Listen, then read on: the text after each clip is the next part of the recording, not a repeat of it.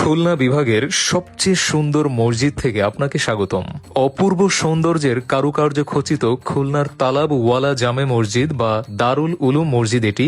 শুধু এই মসজিদটি নয়, পুরো মসজিদ এলাকাতে প্রবেশ করতেই সবার চোখ জুড়িয়ে যায়। কৃত্রিম কারুকার্য এবং প্রাকৃতিক সৌন্দর্যের একাত্মতা ঘটার কারণে অপরূপ এক মোহনীয় পরিবেশ রয়েছে এই মসজিদ এবং মসজিদ সংলগ্ন পুরো এলাকায়। এই মসজিদটিতে রয়েছে 226 ফিট উচ্চতার সুবিশাল মিনার, যেটি খুলনা বিভাগের সর্বোচ্চ মিনার।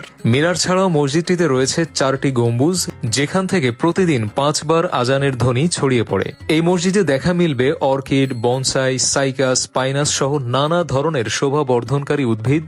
মসজিদ এবং মিনারটি পুরোটাই সাদা টাইলস দিয়ে তৈরি করা। মূল মসজিদটির ভেতরেও প্রাচীন এবং ঐতিহ্যবাহী বেশ কিছু উপাদান দিয়ে সুন্দরভাবে সাজানো রয়েছে। কাঠের উপর খোদাই করা কুরআনের আয়াত, কাঠের তৈরি বিভিন্ন আসবাবপত্র এর মধ্যে অন্যতম।